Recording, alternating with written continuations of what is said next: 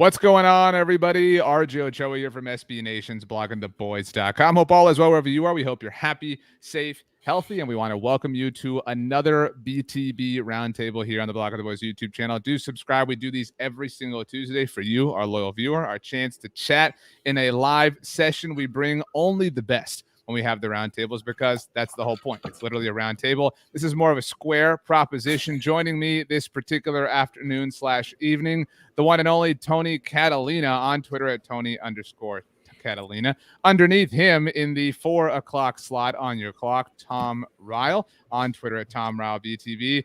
Down beneath me, only on StreamYard, never in any other capacity, is Dan Rogers, new to the BTB Roundtable, old school BTBer, one of the legends that Blogging the Boys has had for a very long time. On Twitter at DannyPhantom24. You can hear all of these guys on the Blogging the Boys podcast network. Tom every Thursday on Riled Up with Roy White. And we just launched a new daily show on the Blogging the Boys podcast network called Dallas Cowboys Roundup. You can hear Tony on Mondays, Wednesdays, and Fridays, and Dan on Tuesdays and Thursdays. Dan, since it is Tuesday, I go to your first. How are you doing, sir? I am doing great. I think this is the first roundtable that we've had that the Cowboys are up 2 games over 500. So, to be a part of that, I'm just excited. Thanks for having me.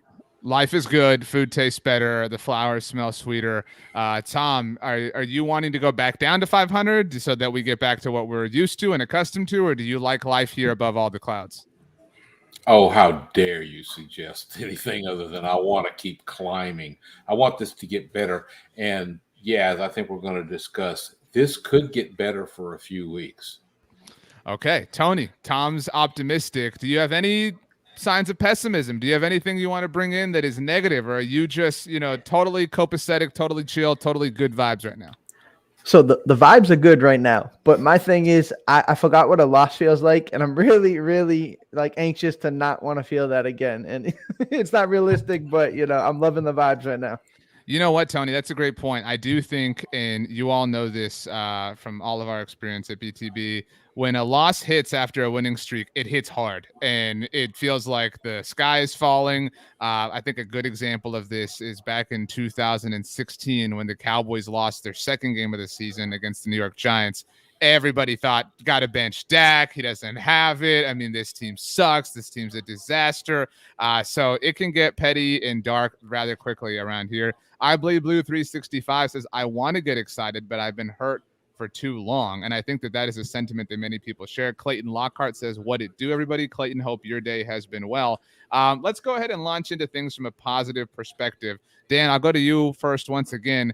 Was Sunday the best Cowboys game so far this season? We mentioned it. Lots of good moods, lots of good vibes, 3 wins in a row for the Cowboys. I do think that there is a bit more positivity this particular week than there has been over the last 2 weeks, at least.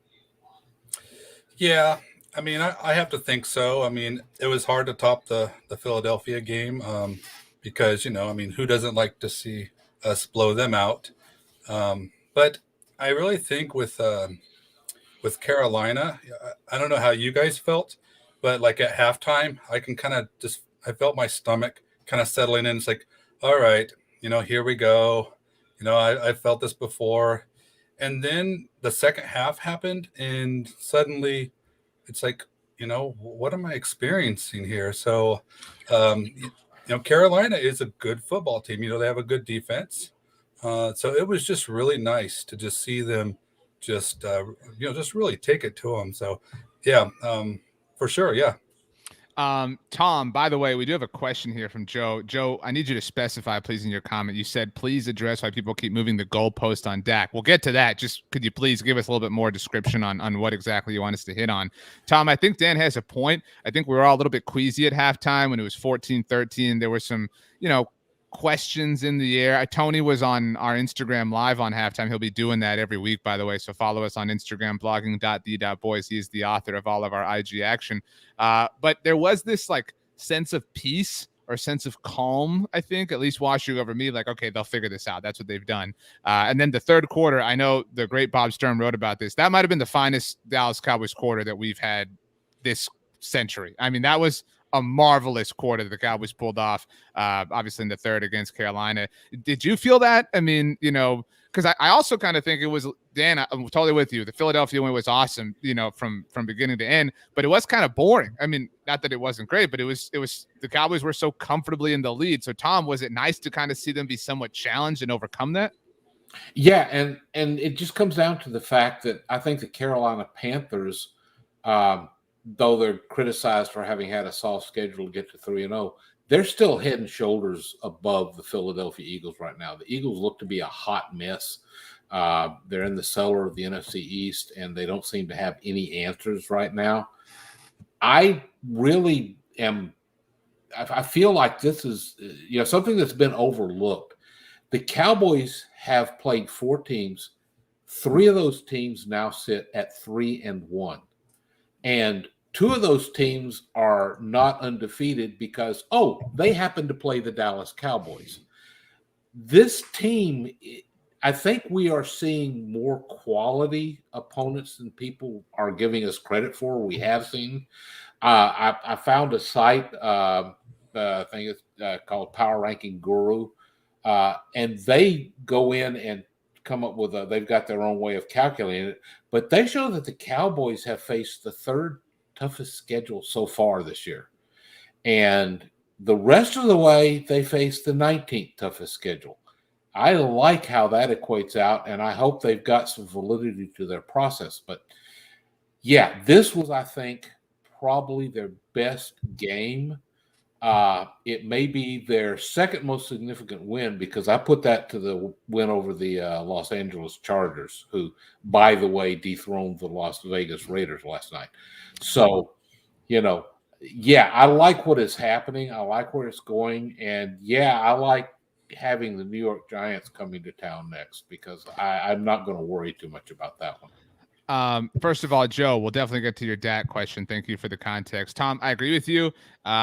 Tony, to set you up, Ben Baldwin does a great job covering the NFL in general, one of the smarter minds of it. I just, pulled this while we're on, so it's not the prettiest way I can upload it. So apologies to everyone, especially our producer. I know she won't love this, but if you take a look as it covers all of our faces here, Ben does a great job of sorting NFL teams by tiers, and you can see where the Cowboys rank. And I think the more encouraging thing than anything, Tom, to your point, is where the Chargers rank, which are right behind the Buccaneers flag right there, and where the Panthers rank. I mean, so the Cowboys, Tony, not just 3-1, but 2 wins against really quality teams. And you could certainly, gloss up that 3rd win against the Philadelphia Eagles in the sense that it was a division game. It was primetime game, Monday Night Football, first game at AT&T Stadium, first time for Dak back at the building, as everybody discussed heading into that. So, I mean, they might have, the Arizona Cardinals are undefeated, but the Cowboys might have the highest quality when it comes to average wins of their 3-1 record of anybody that is 3-1 right now. I mean, for sure. You look at the way they started the first month of the season, and you lose to a game-winning field goal against Tampa Bay, Tom Brady, and the defending Super Bowl champion. So you arguably should have won too if you were smart on special teams, right? Right. I mean, you're looking at that and you say, okay, your only loss is against the Super Bowl champion, Tom Brady. He's had 4 months to prepare for this game. He's dissected this defense and looked at it. Then you go against, the Chargers win is looking better and better by the week. They're a real team, and they are definitely a team that, as well as them making themselves look good, they're making us look good for going in their house and winning that football game. When it comes to division games and the way to look at the Philadelphia Eagles, I always have like an unsettling feeling, right? I don't look at these games like Tom just said, the Giants, he's not too worried, but I get a sick feeling in my stomach whenever we play these division games because we're the better team. They know they're the better team, and then you can throw all that out as soon as the ball is kicked off. So this to take care of the Philadelphia Eagles in a nice handly way in fashion. To me, that was the win of the season so far because that's what you're supposed to do. You go out there, you're supposed to take care of inferior teams. Now, Carolina at halftime, I touched on it during our halftime show of the Instagram page. I just had an unsettling feeling because I've seen this before. I've seen where there's been some fumbles. Dalton Schultz, every time he touched it, ended up on the ground. And you just had this sick feeling that something was going to turn. And they shut me right up because they came out in the second half and they showed that in that third quarter that, like, this is a different team and we can be dominant. I mean, defensively, offensively, then you turn around going into the fourth quarter, it's an entire different football game. And I'm like, all right, I'm wrong. It's interesting. You all have different opinions on what the best win of the season was for the Cowboys. Dan, you effectively chose the Carolina game. Tom, you went back to the Chargers win, and Tony, you said it was the Eagles win. And so since I have to cast the deciding vote here, I side with Dan because I do think the Panthers win was more impressive. I think, Tom, the Chargers game, you could argue that could have been a loss. I mean, Justin Herbert threw a really uncharacteristic interception that DeMonte KZ got his hands on. I mean, that's what football is. Like, you don't have to move the goalposts a long way to change the Cowboys record to 1-3 or 2-2, right? If the KZ interception doesn't happen, if the Dalton Schultz forward progress, thing doesn't get called, Tony. I mean, there's a handful of moments in a given season that really do turn things on their head. And we're already seeing that, obviously, for the Cowboys 4 weeks in. Dan, I wanted to agree with you because I wanted to soften you up before I pissed you off. You have been one of the harshest critics of Mike McCarthy since he took over as the head coach of the Dallas Cowboys. You've made your opinion very vocal, not to start a war or a massive debate or anything like that. But, and we're certainly curious for everyone who's watching live, we are podcasting this after the fact. So if you are listening on the Blog on the Boys podcast network, you can tweet at any of us, let us know. But true or false, Stan, this was Mike McCarthy's best performance as the Cowboys head coach. The floor is yours.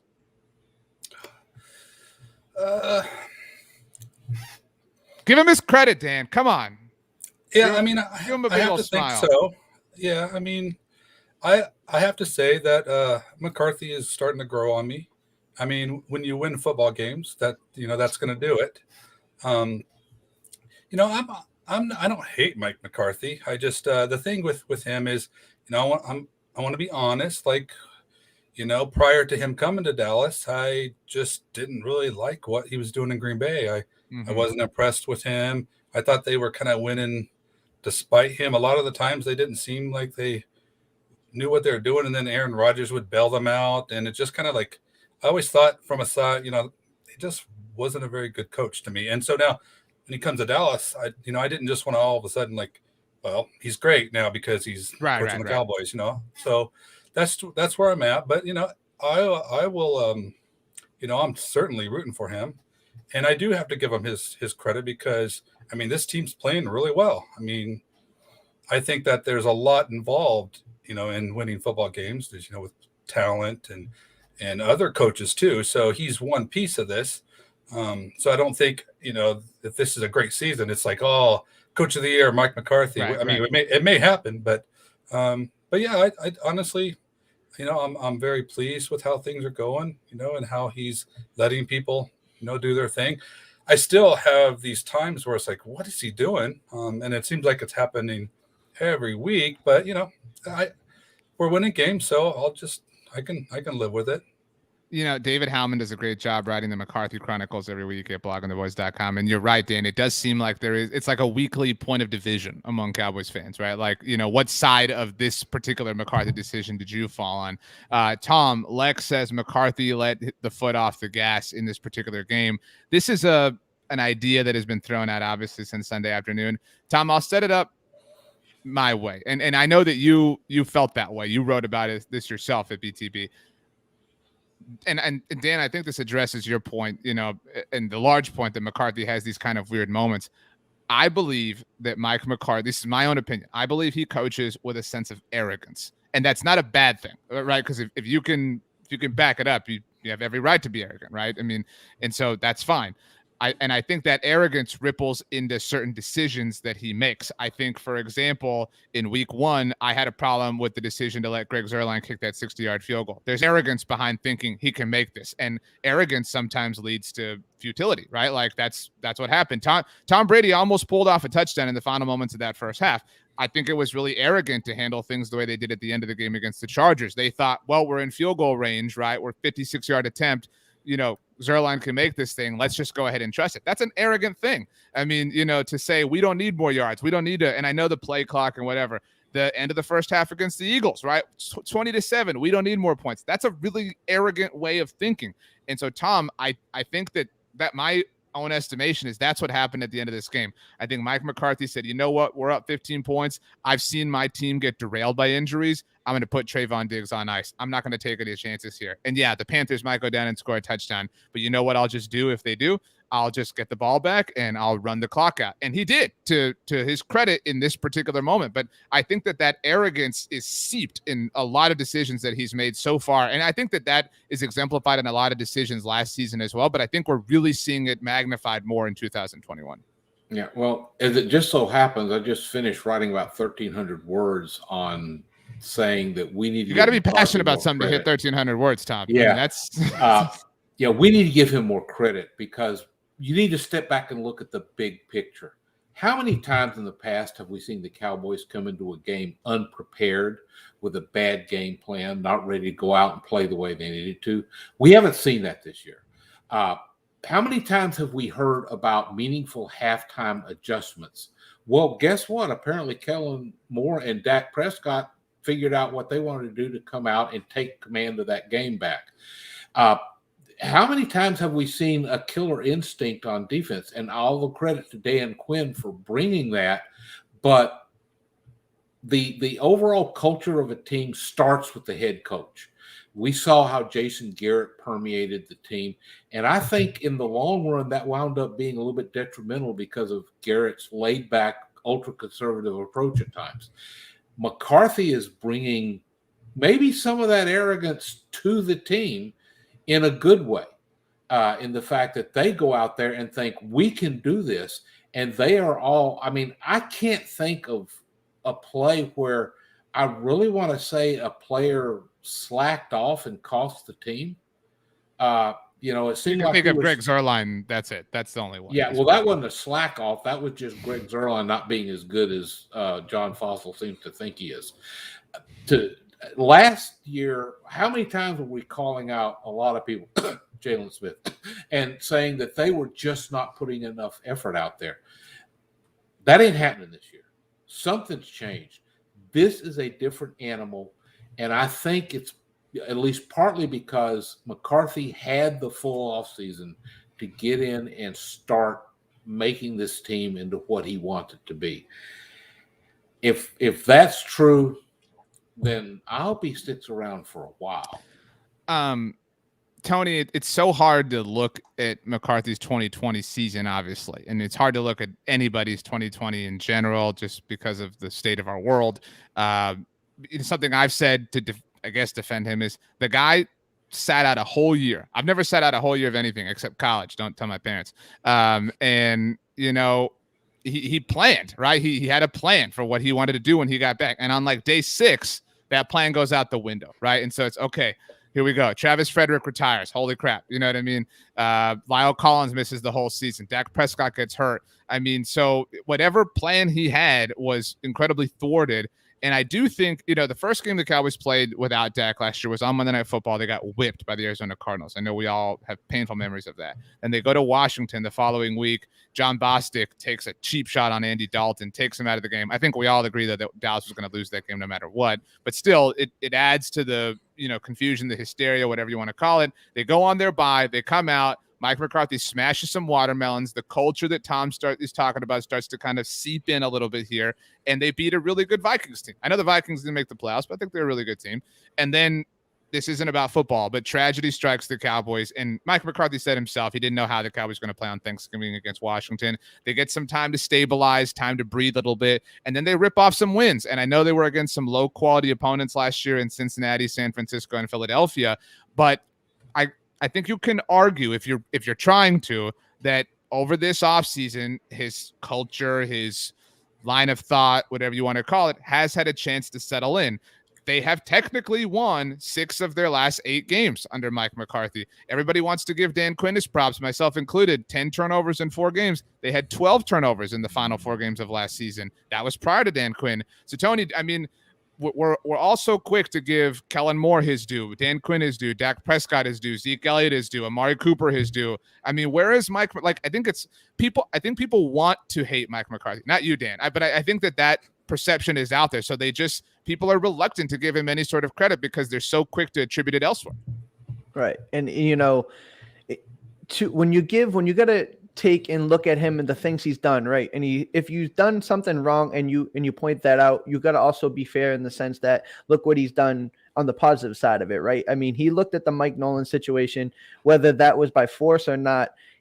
He found and realized that wasn't the recipe, right? We got to move on. Let's get Dan Quinn in there and bring him in. So you look at the situation he did, how important it was to keep Kellen Moore there. I mean, he has humbled himself in the sense that he's not calling plays. He understands what he has on staff that can work with him, right? And then, like you said, the team, whether it be something clicked in the head schematically or they bought into the system or anything like that, it just seemed to be like they were coming into shape, playing a little bit better. Now, everybody dealt with what last year was. Everybody knows what the season was, what life was like last year. This is his first real off season, real season that this is, for me, I'm looking at it as like, what is Mike McCarthy going to do this year? And I think I've said it from the beginning. I'm going to judge him more based on merit of this year.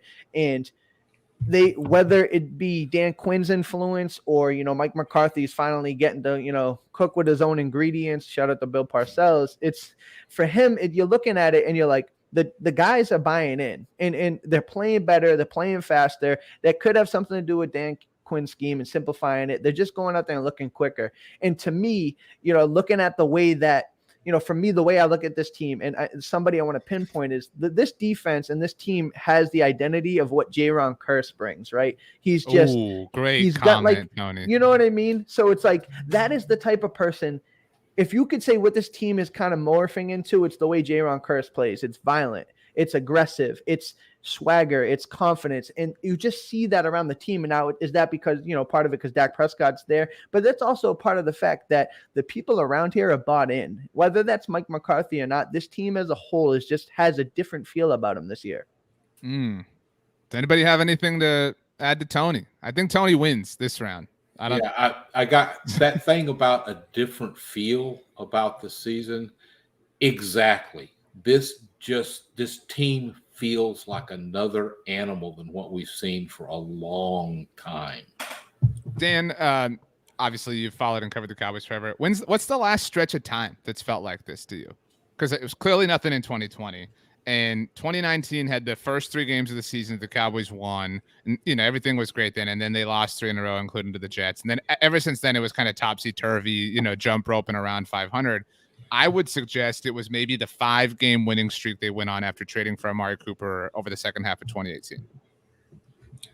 Yeah, I think so. I mean, I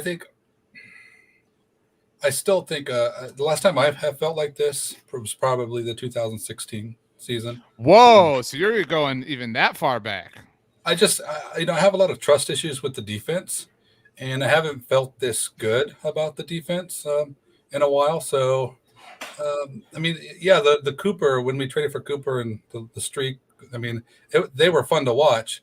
But as far as like excitement level, I really think this team could go places. I think it's probably goes back then.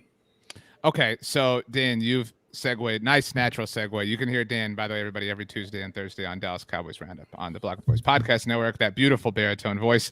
But you have naturally segued us, Dan, into a topic that Tom wanted to discuss. He messaged me this week, said, we have to discuss this on the roundtable. And Tom, that is, where do the Cowboys rank in the hierarchy of the NFC as a whole? I posited on the postgame show that you could, honestly, I think you'd be hard-pressed to find an AFC team that we all feel would beat the Cowboys 10 out of 10 times, or a majority of times out of 10.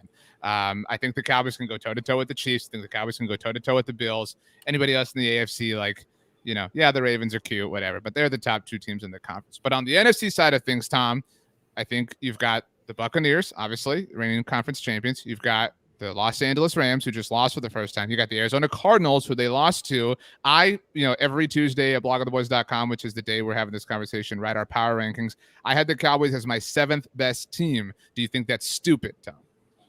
You mean your 7th best team in the whole NFL? In the whole NFL. I'm getting them open for you so I can tell you exactly who they like, the order here, because I know you're going to be upset. You're going to call me out. You're going to say, RJ, you're dumb. So my order, my top 7 teams: Arizona Cardinals at number 1, Buccaneers at 2, Cleveland Browns at 3. I know I didn't mention them, but they've earned a little bit here.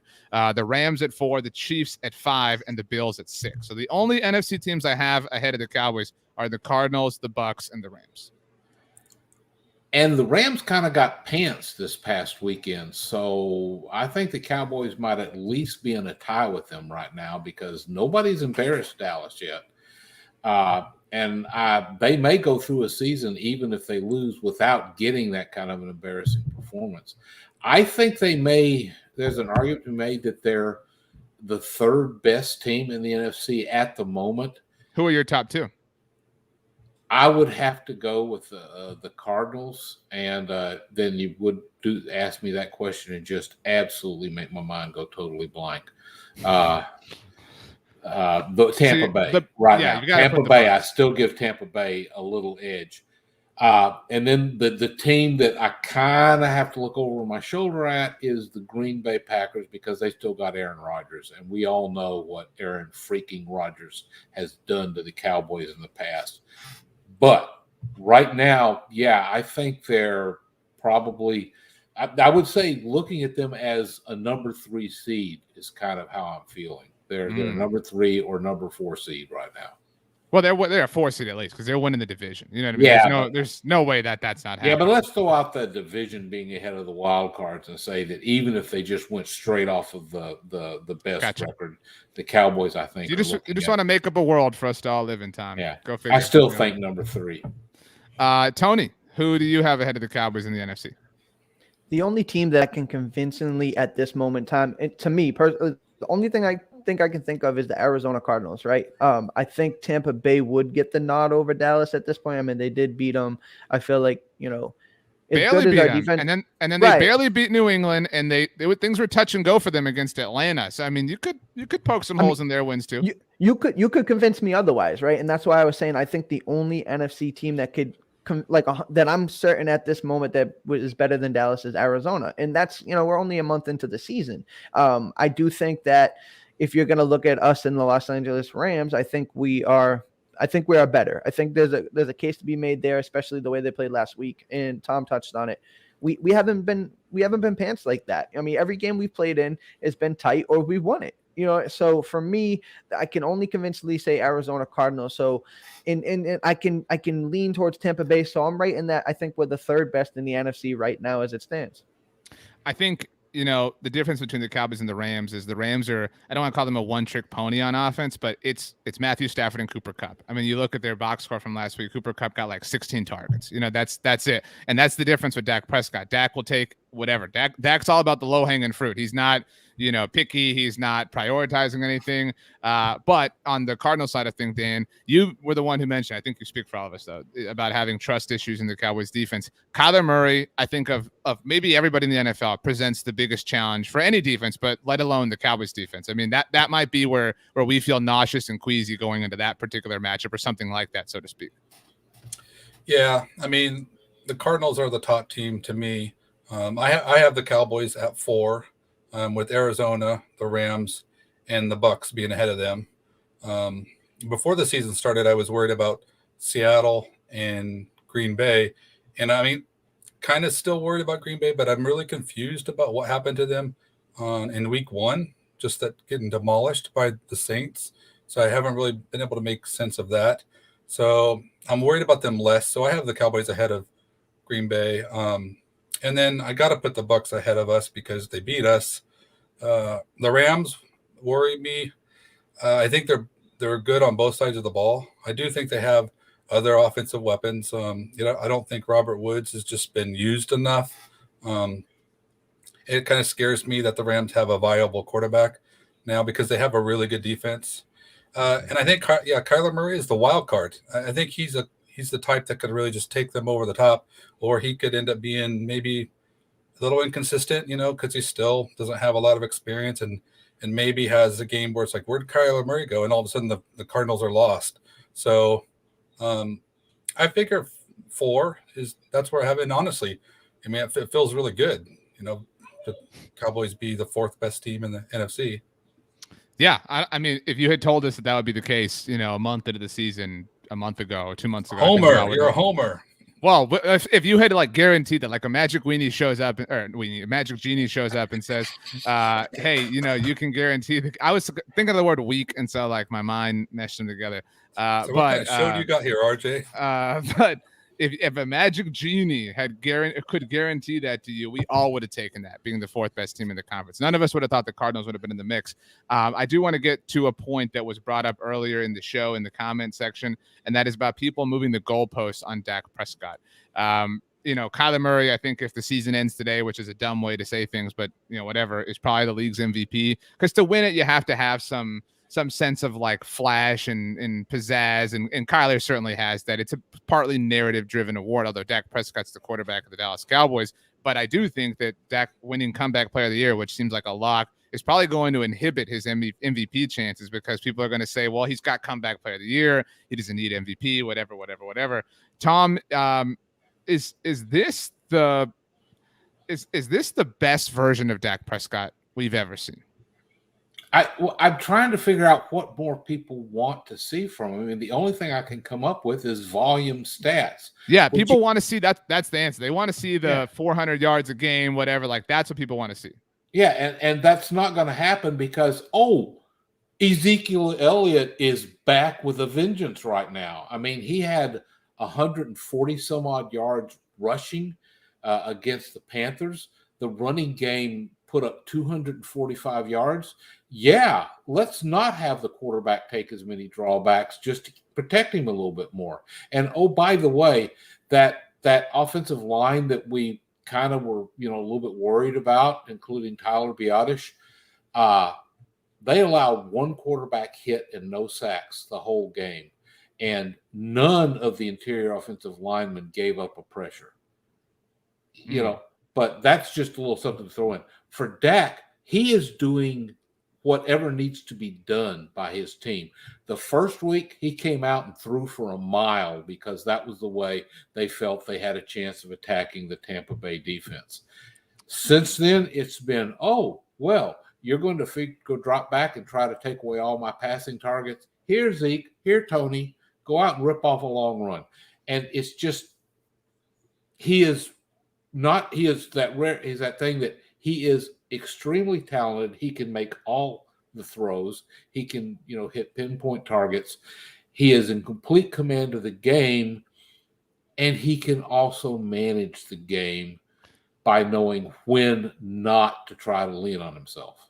So that last point is important, Tom, and something I want to get to. I'm going to surprise you all with something here. Ruse brings this up, says, Golden Corral. Now, I don't know if any of you know this or not or remember this. I wrote about this at the time, not trying to brag on myself or anything. But in December of 2019, Dak Prescott was a guest on the Cowboys Hour, which is done on DallasCowboys.com and 105.3 The Fan. Taylor Stern and Brad Sham were the hosts, and he was asked about the impact of John Kitna, obviously, who's been an instrumental person or was an instrumental person in his development and his mechanical work and things like that. This is clip again. This is from December 2019. And I think that this really speaks to, Tom, your point and everybody's point about how he's just understanding what is necessary, and he's not going to do anything more than that because there's a level of efficiency to this. People, I'm sure, have read about his using Barry Bonds as a comparison for what he wanted you to do. For those who haven't, tell him a little bit about that, and how did you receive it when he first brought that to you? Yeah, he said we're going to be the home run hitter, and the home run hitter of the back in the day, not the guys now that, no offense to the baseball guys, but that are swinging for the fences every pitch, that we're the Barry Bonds mentality. We go up there and we know our one pitch is that fastball high and outside, but we're ready for every pitch, right? So when the pitcher pitches something, we're ready and we're still going to get a hit. But that moment that high fastball comes outside, there's no question about it. We're taking it over the fence. And that was kind of the mentality of a quarterback is when we get dropped back, we know we have a completion in our back pocket, no matter what they give us or what the defense does. But when they give that one particular look, that's the home run shot, and that's where you see the big plays, the 20-yard plays, 40-yard plays start to happen. And it's been great. I mean, the mentality has sat in, and it's the kind of the way I play the game. But the other part of that is what intrigues me, because it's that Bonds also took a lot of walks, which translated into what? For you, didn't it mean be patient? Don't try to force it if it's not there? Yeah, 100%. And Kid has so many good sayings, but that's another one is, don't force if it's not there. He says, and if it is there, take it. Don't sit there and wait on something else bigger to come up. He says, what's his saying? If you're at Golden Corral and you're going down the buffet line, right? Yeah, I know everybody loves Golden Corral. I do.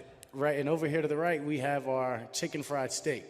And there's some chicken fried steak. Go ahead and take that, and if there's the prime rib at the end, we'll get that too. But let's not pass up our chicken fried steak to get to the end and find out the prime rib's going as well. So take that now. We'll double down later. But that's kind of the mindset. Be patient.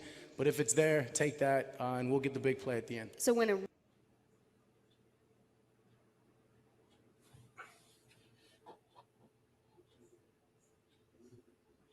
Sorry, I was muted. I was too caught up, too emotional. He is a dream. I mean, he gets it. He gets it in a way that many people don't. Tony, I go to you first. Your thoughts? Oh, Tony, I mean, I love it. There we go. I know I love it. You know, for me, it's, I mean, well said. I mean, perfectly said. You don't need the home run shot every single time. You know, take what's there. Don't be greedy. You know what, that prime rib is going to be down there at some point. It may not be down there right now. So don't pass up the country fried steak. So I just love that mentality. And Dak is, I think he touched on it like last week, the no ego offense, right? I mean, everybody's going to get a taste. Everybody's going to get a touch. Don't worry about it. You know, if it's CD this week, it's going to be Amari next week. If it's Tony this week, it's going to be Zeke next week. So if for this offense, it's, you know, what's your flavor? What do you enjoy? And that's, you know, it's to us, it's perfect. It's a perfect mentality to run an offense. Dan, your thoughts on Dak's understanding of this? I mean, it's not something that every quarterback gets. No, I mean, I just love Dak Prescott.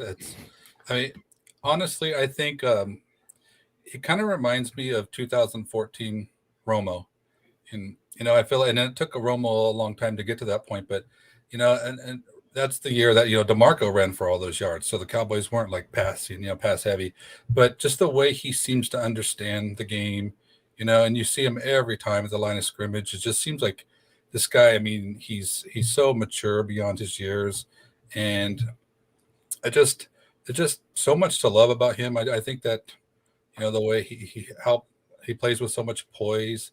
And I mean, it's really hard to find things to criticize him about. I mean, you look through the first 4 games. I mean, what are we unhappy about with Dak? I mean, I don't know.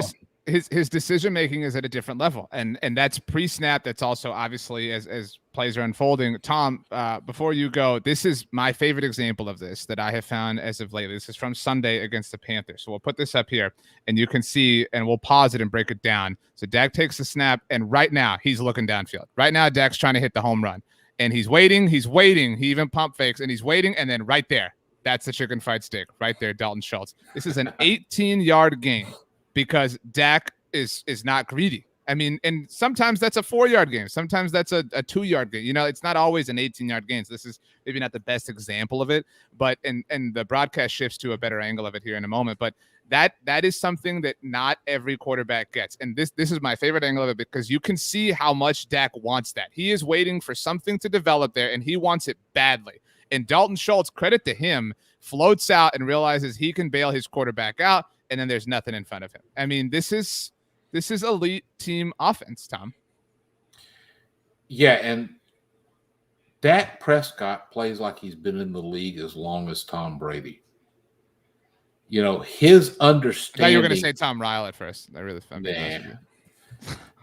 No, but his understanding of the game is so much more advanced than his years in the league would make you expect. When asking about moving the goalpost, I mean, how much better do people think he can get at that? Well, the answer to that is partly people that don't understand what they're seeing may think that he's not getting it done out there. But you go in and you look at Bob Stern at the Athletic, does great breakdowns, and he continuously reiterates Dak Prescott is playing at a rarefied level. We just don't see that. And yeah, this is the best we've seen. What may be a little bit scary is how high is his ceiling? I don't think he's gotten close to it yet. Dan, I'll allow you a rebuttal here because I don't want to stoke the flames too much. But Tony, we're 4 games in. I want to be very clear about this. I would suggest that this is Dak has become Charizard, right? Like this is the beginning of Charizard. And in that sense, he has the potential to be even better this season than Tony Romo was in 2014 because he's far more athletic. I mean, that's part of what it is. I mean, given where Tony Romo was physically and athletically at that point in his career, I mean, this might be we might be in the midst of one of the greatest seasons that a Dallas Cowboys quarterback has ever had. I mean, it certainly feels that way 4 weeks in, and not greatest from a measurable standpoint, but greatest from an authoritative dominance, efficiency standpoint. I mean, Dak. Tell me if I'm wrong. I mean, as far as you look at the kind of what the trajectory he was on last year, pre-injury, right? You're talking pre-injury, and if he didn't have the defense he had, what could he have done statistically wise last year? Then you look at it this year, and it's done in a more efficient way, right? The defense is there to help the defense as a whole is better. The defense more opportunistic, and it's helping him as a whole, helping this team as a whole. Look at his stat line from last week. I mean, under 200 yards passing and 4 touchdowns. I'll take that every single week. I mean, every single week. And I don't care if he touches 5,000, 6,000 passing yards. It doesn't equate to wins. What does equate to wins is touchdowns. So for him to have 4 touchdowns it's in 180, whatever it was, yards. Like Dak Prescott is playing this game like a violinist. It's beautiful. It's music to my ears. He doesn't care. It's no ego. I said it before and I'll say it again. Dak Prescott is playing this game of football the way it is meant to be played. You take what is there, you take your country fried steak, and guess what? You keep playing like this at the end of the year, you could be playing for prime rib. Dan, do you think he has a chance to challenge 2014 Tony Romo? Yeah, I do. I mean, if I remember correctly, I believe Romo even got an MVP vote that year. He did, and I think we all think he should have won. He was much more valuable to the Cowboys that year than and to the NFL than Aaron Rodgers was. So great point. Aaron Rodgers sucks is the takeaway. My point. I think for Dak to get the respect he deserves, he's going to have to, make some plays, in that second season.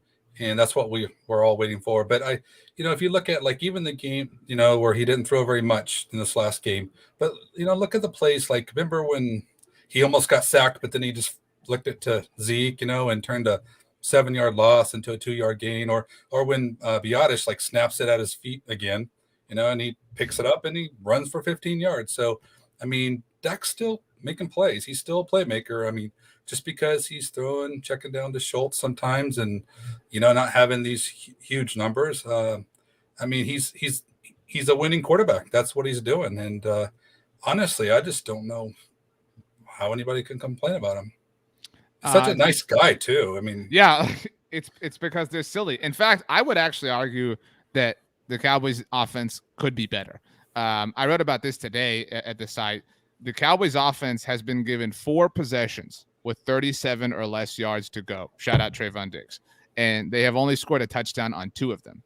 The other 2 have been field goals. But, if you got 37 or yards less to go, and we're all here throwing roses at Dak Prescott's feet, rightfully so. I mean, 37 yards to go. You got to punch that in the end zone. I mean, that's where I think some of the warts are on this team, right now. No team is perfect. I mean, the fact that they're scoring points, the Cowboys have 10 turnovers this season. Everybody knows that. One of them was the Jordan Lewis interception at the end of the first half against Tampa. So there wasn't an offensive possession immediately following that because it was the end of the half. One of the others was the Trayvon Diggs pick 6, which obviously is a touchdown that the Cowboys offense has nothing to do with. So of the remaining 8 turnovers that the Cowboys defense has caused, 8 possessions the Cowboys have yielded, they have turned those 8 possessions into 25 points. Think about that. I mean, 25 points that the defense has given the offense. Tom, there's some complementary football happening here. Kumbaya. Yeah. I mean, that was not exactly a question. Where do you want me to run with that? Yeah, it's very important. And I think we get very focused on Kellen Moore, the evil mastermind. Why is he gonna be evil? Like, why can't I see? He's like Jimmy Neutron to me. Like, he's all wholesome. Have you seen that one great GIF of him where he's giving I love that. But with Dak, we're looking at what he's doing, and all of a sudden we've got the running game. But we've seen the Cowboys with the unbalanced approach where they were really good, usually on offense, and the defense couldn't get off the field, couldn't stop the other team, didn't have the takeaways. All of a sudden, we're seeing, while the defense, I think, has more warts on it at this point, particularly the fact that there always seem to be some really big plays they give up that just don't seem to make a whole lot of sense. They are playing much more at the level of the offense is. And that's why we've seen them score over 30 points 3 games this season, because it's not just the offense that gets to score, but it's the defense keep giving them opportunities. And a 3 and out with a punt can be just as much an opportunity. Or let's say the stand where the other team tries to make a long field goal, misses, then you've got the short field, and this time they drive it right down and get the 7. So, yeah, I love the complementary football. I love the fact that, is there a better OC-DC combo than Dallas has right now? There may be some others that are in the conversation, but I don't think you can point me to one that you would say is clearly better. Tony, somehow, some way, Tom did not mention the name Trayvon Diggs, which I find to be disrespectful when he's handing out all these props and kudos and whatnot. So I'll go ahead and do it for him. And Tony, I'll put it to you. I'll put it to all of you. Dan, I'm coming to you next. Tom, you get the most time to think on this. Tony, Trayvon Diggs is the best Dallas Cowboys defensive back since who? Man, I mean, in the moment, you want to say prime time, right? Like in the heat of the moment. It's not absurd. Like that's not an absurd thing to say. I don't think it's absurd, and I've really unemotionally thought about this. Right?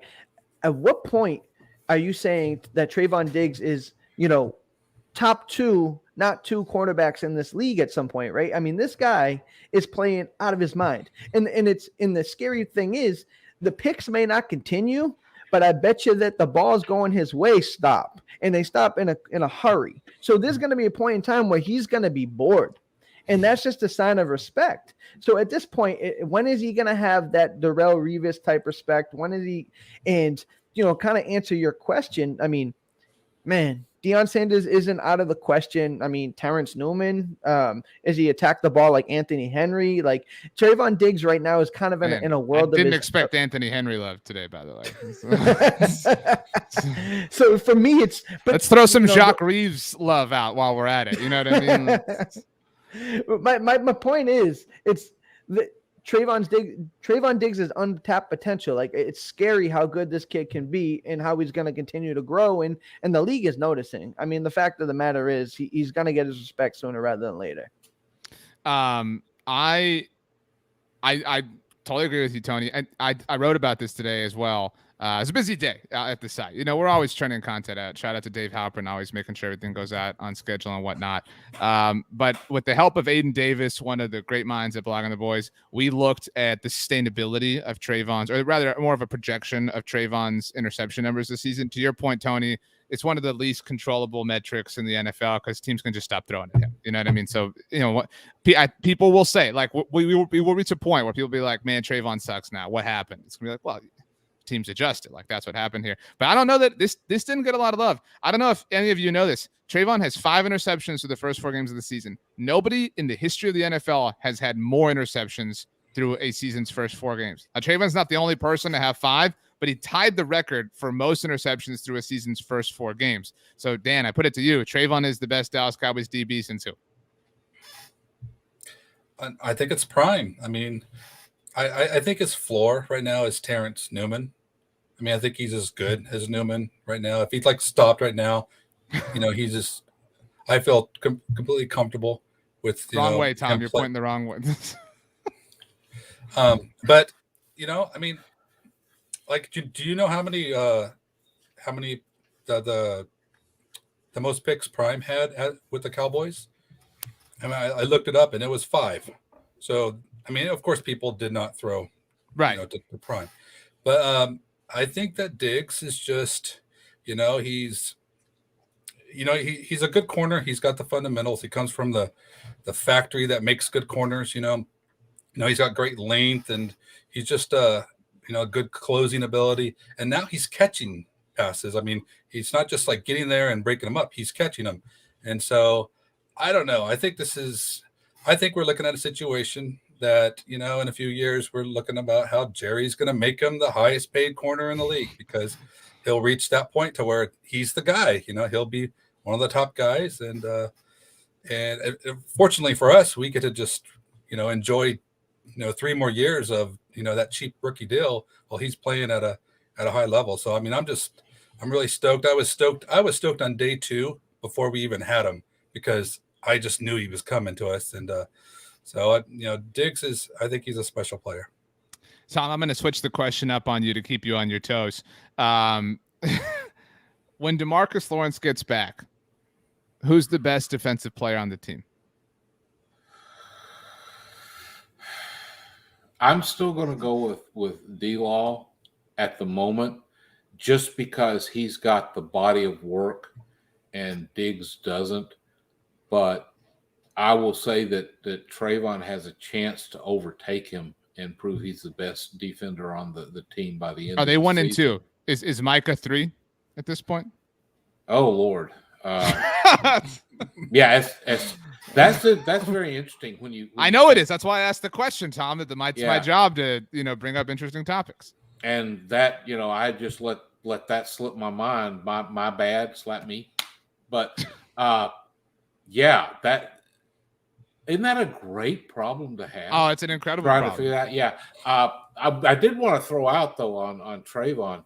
He is already allowing a quarterback rating of something like 42 or 46 so far in the season. So that whole thing about Trayvon Island may come around a lot faster than we would have ever dreamed, because, the quarterbacks are just not going to want to throw his way, because they know that there's a chance of a pick.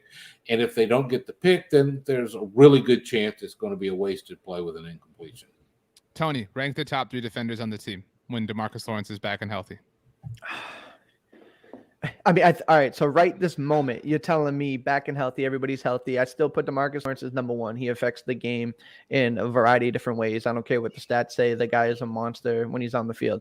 Number 2, Trayvon Diggs. And then number 3, I would say Micah Parsons. But in his absence, and by the time DeMarcus Lawrence is back and ready to play football, he could be dethroned. You know what I mean? We're talking about a bona fide lockdown cornerback, which is, that term is not even thrown around in the NFL anymore, right? We're talking about, everybody has plays made on them. But Trayvon Diggs is getting some rarefied air right now, to the point where he could overtake that and be in that top discussion in the entire league, never mind the team.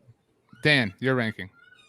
Yeah, I agree with both of them. I mean, I think, Tank does a lot of things people don't give him credit for. I'm not ready to move him aside. The thing is with Diggs is, I think smart quarterbacks will stop throwing towards him, but looking at the Cowboys schedule, I don't know that that's going to apply. So, I mean, he could very well have 8 picks, so, I mean, I think Diggs' stock's going to keep rising. However, that Micah guy, I mean, he just gets, plays better and better. So I don't know. I'm going to just draw out of a hat. I mean, between those 3, I'm going to pick 1, 2, 3, and that's my ranking, because all 3 of those guys are just phenomenal. Anybody want to make a case for Randy Gregory to be in the top 3? Not quite yet. However, I've got a number 4 that's not Randy Gregory. I know where you're going. I know where you're going. I know where you're going to, Tom. You're so predictable. Go ahead, Tom. Yeah, that's me. I like Odiggy. I think, well, look what he's doing. He has suddenly established an interior pass rush that we haven't seen from the Dallas Cowboys since Jerry Jones hadn't had a facelift. So it's like, I can't really say how important that is. And we've still got Neville Gallimore coming in. When those two start lining up next to each other, and you've got D-Law, Randy Gregory, and Micah Parsons can come in when you need him. And I think we're going to see some absolute terror on the other side of the line. That's a lot of love for Osa Digizua, Tom. Dan, I'll go back to your point. Cowboys' remaining schedule. Got the Giants on Sunday, at New England next week. Then they're on their bye. Bye week got here quick. All right. Then at Minnesota. After that, Denver, Atlanta, at Kansas City, Vegas on Thanksgiving, at New Orleans on Thursday Night Football, at Washington, at New York, Washington, Arizona, at Philly to end it. How many losses do you see here on this list? Oh, gee. You know, I'll take the hard ones like KC and Arizona, but I really think the Cowboys could maybe win one of those. So I don't know. I know there's always going to be a letdown game with an NFC East team, probably with Washington. I don't know. I mean, God, I hope they don't lose to the Giants. Giants are terrible. And I don't know. I have them at like, let's see, there's 17 games now. 12 feels more than fair. I think 12 is very realistic right now. 12 wins? Yeah. Yeah. I'd be surprised if they didn't win 12 games. But I mean, the problem about the difficulty of the schedule is it really has largely dependent on the quality of your team. So, I mean, before I could pick out this one, that one, it's like, there we go, 11-6. But I don't know. I don't see. I mean, Atlanta's not beating us. Denver's not. I mean, I think they'll probably get to the bye at 5-1. This is an unpopular opinion. I've said it. They could lose that Minnesota game. They could. I think Minnesota's not quite what 1-3 suggests. And to your point, Dan, like they're not going to win every game. They'll have letdown games. They'll have weird moments. Something weird will happen in a game. A weird call. They'll be on the wrong side of. Who knows? Whatever. I think that they probably after this, if we're assuming that, I think they probably beat Denver and Atlanta. I think they split Kansas City and Vegas because that's the Sunday before Thanksgiving and then Thanksgiving. So that's a really quick turnaround. That's a tough thing. I could see them like winning in Kansas City and then just being emotionally exhausted. Maybe Vegas needs that game a little bit more at that point in time because they smell blood in the water with Kansas City having lost, whatever. Maybe they split with Washington. I think you're right. They lose one of those division games down the stretch. Maybe they lose to Arizona. But Tony, it's difficult to see a world where they don't have at least 11, 12 wins. I mean, so when we put out our predictions over at the site, I said 13-4, and I think I got smoked for that. So like for me, Homer. Yeah, I was a homer, right? But if you look at it, right, let's just look at the schedule. Let's say they don't even split the games that are like decisive. Let's say they lose to Kansas City. Let's say they lose to the Raiders. They lose to Arizona. By the way, if you're going to lose 2 games, lose to Kansas City and the Raiders. Like lose to the Right. AFC teams. We're totally fine with that.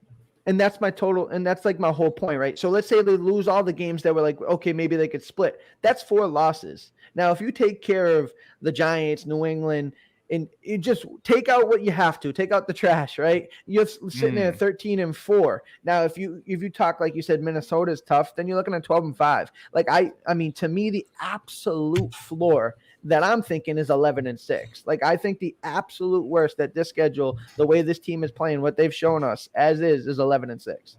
Tom, is it fair then to elevate the expectation, right? When Mike McCarthy's hired, kind of like Dan talked about earlier, it's like, okay, well, hey, this is the guy. This is the guy that's supposed to be the difference. He's a guy who's won a Super Bowl before. That's the expectation. Then pandemic hits, everything happens, everything we discussed, don't need to relitigate it. And so now, entering 2021, it's okay, get the wheels back on track. Is it fair to adjust the expectation now 4 games in? And I think part of the reality isn't just what the Cowboys are doing. It's that the division is, disgusting around them. So they should have a free ticket into the playoffs. They should, be one of the better teams. Is it fair to say, you got to make the conference championship? I mean, are you willing to put a line there that they have to cross this season?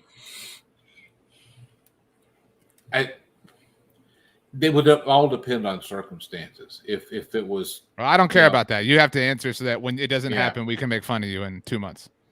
Well, I really think that a lot of people have been coming into this year already thinking that if they don't make the conference championship game, that there's going to be a feeling they underachieved. And will you feel that way? A little bit. Ooh. And you have to. One thing I saw was that I believe the Cowboys are the only team in the league who has beaten the spread every game. 4-0. So it's not just, it's everybody that they're exceeding expectations so far. Good point.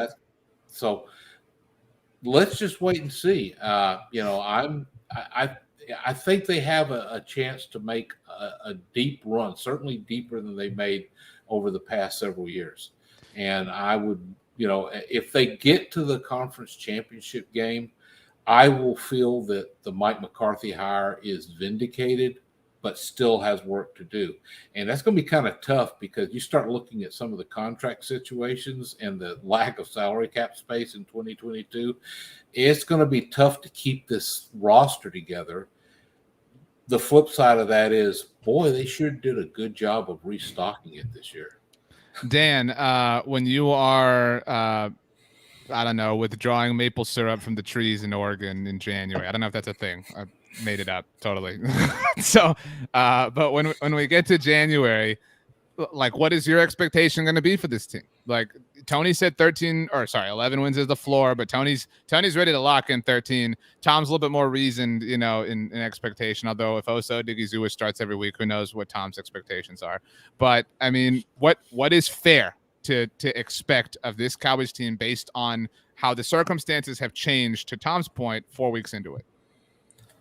Yeah, I mean, I think unless we win the Super Bowl, we're going to be disappointed at some point because, they didn't do what we thought they were going to do.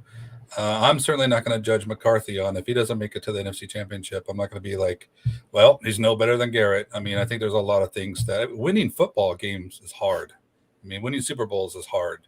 You get to the playoffs and you're able to get there and just, have winning seasons. That's an accomplishment in the NFL. So I'm not going to be too critical, but I do think at 4 games in, my expectations are rising. We're seeing what this team is capable of. We certainly want them to keep playing like that. And if they start to, stray away, then, we're going to have opinions about it. But I mean, I think we're going to be one of the contending teams. I think every year there's probably a handful of teams you could throw in there and say they could win a Super Bowl. And, if the stars line up, then it happens. And I think the Cowboys, it's fair to say that they are one of those teams. And we may have not thought so to start the season, but there's nothing they've shown me that makes me think that they couldn't do that. But a lot of good things have to happen. You have to catch some breaks, and I believe there's only one bye, now, so it's going to be trickier. So I mean, it's going to be a tough road, but it's going to be fun. I mean, I'm excited about this team is just a good team, and I don't know how far they can go. I mean, what I expect, I don't know, 12 and a half wins, a good season. Please keep Kellen Moore. That's my expectations. So I'm a believer that the NFL is poetry, right? In a lot of ways. And I think we've seen that in primetime contests so far this year. Something I realized today as an example, Amari Cooper played 52 games with the Oakland Raiders before being traded to the Dallas Cowboys. Assuming he plays every game between now and Thanksgiving, which, his injury status has fluctuated, but he's a baller, so he likely will.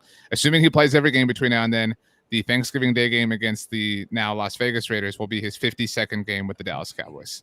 Nice. And amazingly his first against his former team. So just, the NFL can deliver poetry in that way sometimes.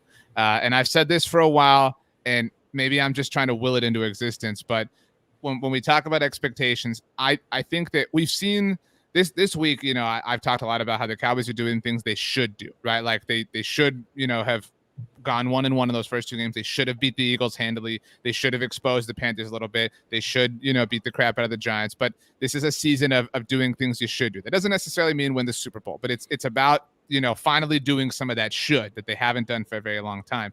Maybe you agree, maybe you want to argue that should is good in the NFC Championship game, but due to the poetry that the NFL sometimes provides, I think it's destiny for this Cowboys team to be the 3 seed, as Tom mentioned, and then in the divisional round of the playoffs, the round that has haunted them forever, the round they haven't been able to get out of, to travel to Lambeau Field to take on the man who has been their Achilles heel in Aaron Rodgers. And I think the poetry of Aaron Rodgers' last game as a Green Bay Packer being a divisional round loss against the team he has tormented at home at Lambeau Field, a site of incredible history between the Cowboys and Packers, led by the coach who he ousted and got out of town from the aforementioned building that this is happening. Like that's the expectation for me is for the poetry to keep happening. And I honestly don't know if I would care what would happen in the conference championship game at that point in time. I would feel invincible personally, like any mountain could be climbed. But like, tell me that the Cowboys don't feel destined. Amari Cooper said something special is happening, Tom, but tell me they don't feel destined for some sort of amazing poetic moment like that.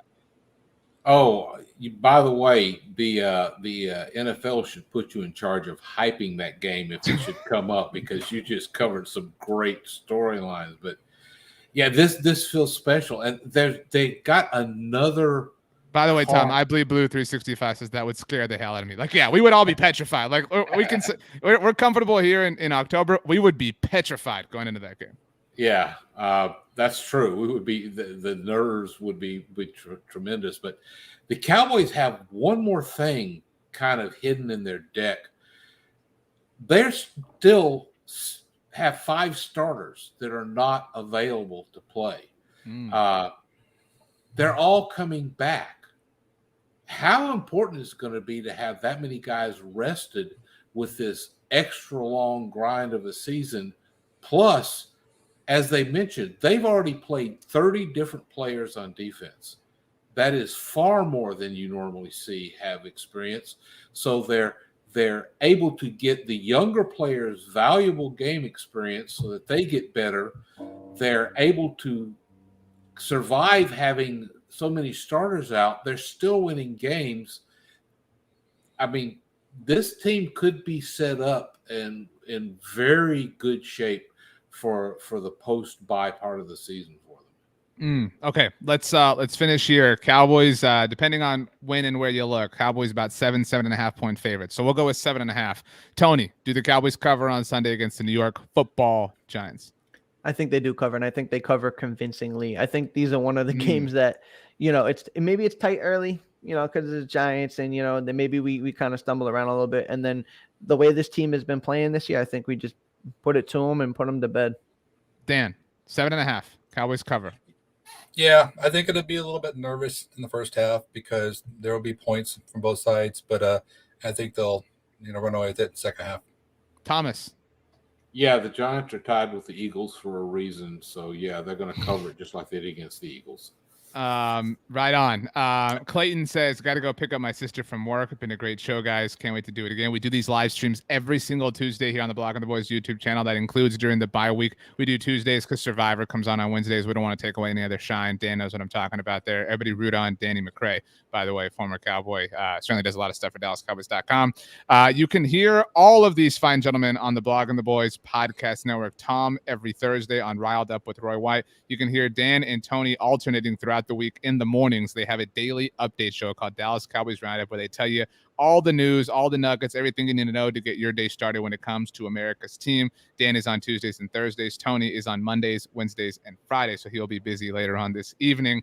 Tony on Twitter at Tony_Catalina. Tom on Twitter at Tom Ryle BTB. Dan on Twitter at Danny Phantom 24. You can hug these guys. If you just tweeted them, they'll find you wherever you want, give you a nice hug. That's what they're all about, love and affection. Anybody have anything else? Any last words? Any, funny things? Anything you want to share about life in general? Now's the time. Or, as Jeff Probst says, now would be the time to do so specifically. I'm just going to go out and get some maple syrup. So, yeah. I don't know what I thought. I just thought of like really tall trees and like, it made sense in my mind. I don't know. If they don't have maple syrup in Oregon, that's got to be one of the only agricultural products that doesn't come out of that state from my visit up there. They grow Thank everything. you, Tom. There's logic in what I said. Tony, any final words? It just feels good to be a Cowboys fan right now, doesn't it? Yes. That's right. Everybody have yourselves a great rest of your week. We'll see you soon. Thanks for joining us.